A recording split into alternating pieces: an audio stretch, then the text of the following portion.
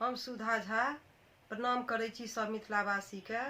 आइ एकटा काली भगवती गीत गाबऽ आशा करै छी अहाँ सबके नीक लागत। धन्यवाद।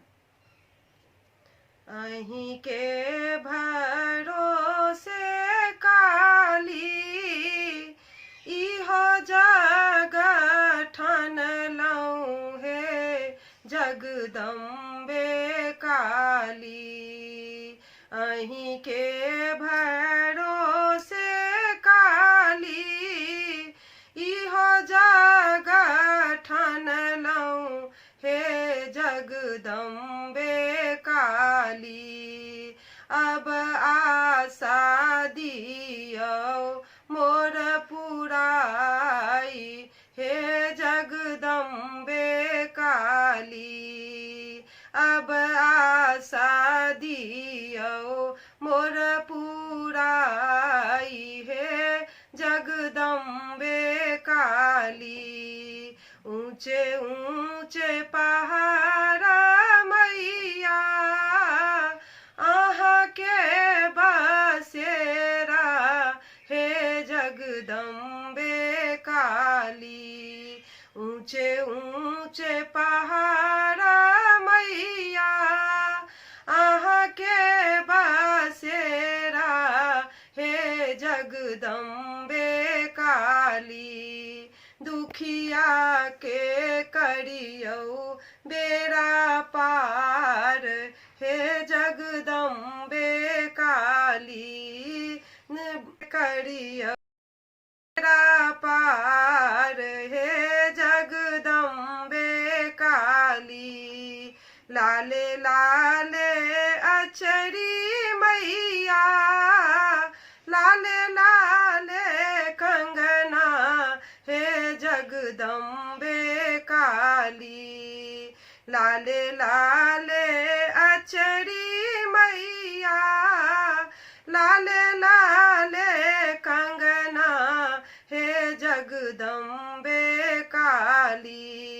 अब आशा दियौ मोर पुराई हे जगदम्बे काली। अब आशा दियौ मोर पुराई हे जगदम्बे काली। सिंदूर टिकुली है काली कुम कुम सजेबै हे जगदम्बे काली। सिंदूर टिकुली है काली कुम कुम सजेबै हे जगदम्बे काली। सेवक पर होइयौ ने सहाय हे जगदम्बे काली। सेवक पर होइयौ ने सहाय हे जगदम्बे काली। अहीं के भरोसे काली इहो जग ठानलहुँ हे जगदम्बे काली।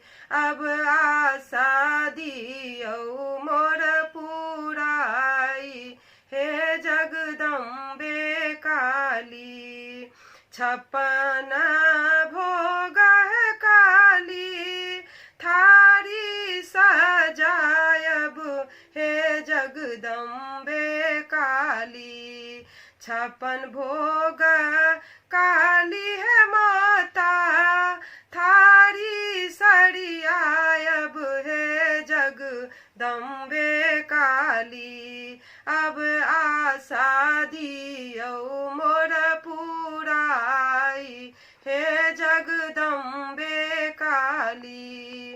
अहीं के भरोसे काली इहो जग ठानलहुँ हे जगदम्बे काली। अब आशा दियौ मोर पुराई हे जगदम्बे काली। अब आशा दिया ने पुराई हे जगदम्बे काली।